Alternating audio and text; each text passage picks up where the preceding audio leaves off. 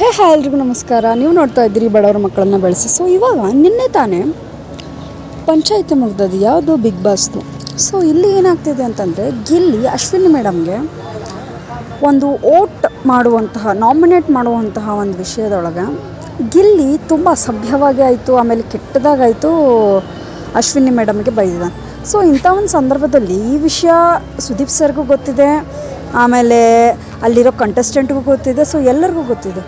ಇಷ್ಟೆಲ್ಲ ಗೊತ್ತಿದ್ದೂ ಕೂಡ ಸುದೀಪ್ ಸರ್ ಯಾಕೆ ಆ ಮಾತನ್ನು ಇನ್ನೂ ಹೇಳಲಿಲ್ಲ ಅನ್ನೋ ಒಂದು ಪ್ರಶ್ನೆ ತುಂಬ ಜನ ವೀಕ್ಷಕರಲ್ಲಿ ಕಾಡ್ತಾ ಇದೆ. ಮತ್ತು ಅದು ರಿಯಾಲಿಟಿ. ಯಾಕಂತಂದರೆ ಇವಾಗ ಥೂ ಅನ್ನೋ ವರ್ಡ್ ಅನ್ಬೇಡ ಅಂತ 1 ತಾಸು ಗಟ್ಟಲೆ ಅವರು ಪಂಚಾಯಿತಿ ಮಾಡಿದ್ದಾರೆ ಅಲ್ವಾ. ಸೊ ಹಾಗಾದರೆ ಇಲ್ಲಿ ಗಿಲ್ಲಿ ಅಷ್ಟೆಲ್ಲ ಕೆಟ್ಟದಾಗಿ ಅಸಹ್ಯವಾಗಿ ಅಶ್ವಿನಿ ಅವ್ರಿಗೆ ಕೊಚ್ಚೆ ನೀನು ಹುಚ್ಚ ನೀನು ಅಂಥೇಳಿ ಈ ರೀತಿ ಅಸಭ್ಯವಾಗಿ ಮಾತಾಡಿದ್ದಾನೆ.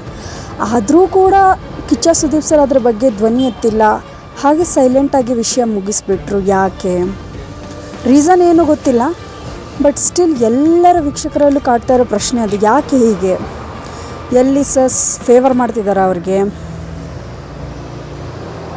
ಏನು ಅಂತ ಗೊತ್ತಿಲ್ಲ. ಬಟ್ ತಪ್ಪುಗಳನ್ನು ತಿದ್ದಕ್ಕೆ ಪ್ರಯತ್ನ ಪಡುವಂತಹ ವ್ಯಕ್ತಿ ಕೇವಲ 1-2 ಮಾತಲ್ಲಿ ಹೇಳಿ ಮುಗಿಸ್ಬಿಟ್ರ ಅನ್ನೋ ಒಂದು ಪ್ರಶ್ನೆ. ಸೊ ಈ ಪ್ರಶ್ನೆಗೆ ಅವ್ರು ಉತ್ತರ ಇನ್ನೂ ಮಟ್ಟನೂ ಕೊಟ್ಟಿಲ್ಲ. ನೋಡೋಣ, ಇವತ್ತು ಸಂಡೇ ಆಗುವಂಥ ಒಂದು ಪಂಚಾಯಿತಿಯಲ್ಲಿ ಮೇ ಬಿ ಅದಕ್ಕೆ ಉತ್ತರ ಕೊಡಬಹುದು, wait and see. But Saturday ಅನ್ನೋ ಪಂಚಾಯಿತಿ ಒಳಗೆ ಯಾವತ್ತೂ ಕೂಡ ಅಂದಿನ ಒಂದು ಪಂಚಾಯಿತಿ ಅಂದರೆ ತಪ್ಪನ್ನು ತಿದ್ದೋವಂಥ ಪ್ರಯತ್ನ ಇರ್ತದೆ. ಸೊ ತಪ್ಪನ್ನು ತಿದ್ದೋವಂಥ ಪ್ರಯತ್ನದಲ್ಲಿ ಯಾವ ದಿನ ಇರುತ್ತಲ್ಲ ಆ ದಿನ ಮಾಡಿದರೆ ಭಾಳ ಅಂದರೆ ಭಾಳ ಚಲೋ ಇರ್ತದೆ.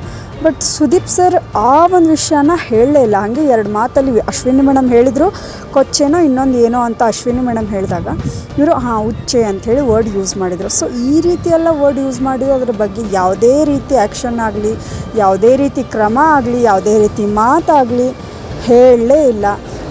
ರಾಶಿಕಾ ತಪ್ಪು ಹೇಳಿದರು, ರಕ್ಷಿತ ಮಾಡೋ ತಪ್ಪನ್ನು ಹೇಳಿದರು, ಆಮೇಲೆ ಧ್ರುವಂತ್ ಗೇಮಲ್ಲಿ ಮಾಡಿದ್ದನ್ನು ಹೇಳಿದರು. ಆದರೆ ಗಿಲ್ಲಿ ಬಗ್ಗೆ ಮಾತ್ರ ಹೇಳಲಿಲ್ಲ. ಯಾಕೆ ಅನ್ನೋ ಒಂದು ಪ್ರಶ್ನೆ ಯಾವಾಗಲೂ ಕೂಡ ಇದೆ. ಸೊ ಇವತ್ತಿನ ಒಂದು ಸಂಡೇ ಒಳಗೆ ಯಾವ ಥರ ಆಗುತ್ತೆ ಮಾತುಕತೆ ಅನ್ನೋದನ್ನು ಕಾದು ನೋಡಬೇಕು. ಸಪೋಸ್ ಅವ್ರು ಈ ಒಂದು ಸಂಡೇ ಒಳಗೆ ಅದ್ರ ಬಗ್ಗೆ ಏನಾದ್ರು ಹೇಳಿದ್ದಂದರೆ ನಿಜವಾಗ್ಲೂ ನಿನ್ನೆ ಹೇಳದೇ ಇರೋ ಕಾರಣ ಇವತ್ತು ಅದಕ್ಕೆ ಉತ್ತರ ಸಿಕ್ತಂತ ಅನ್ಕೋಬೋದು.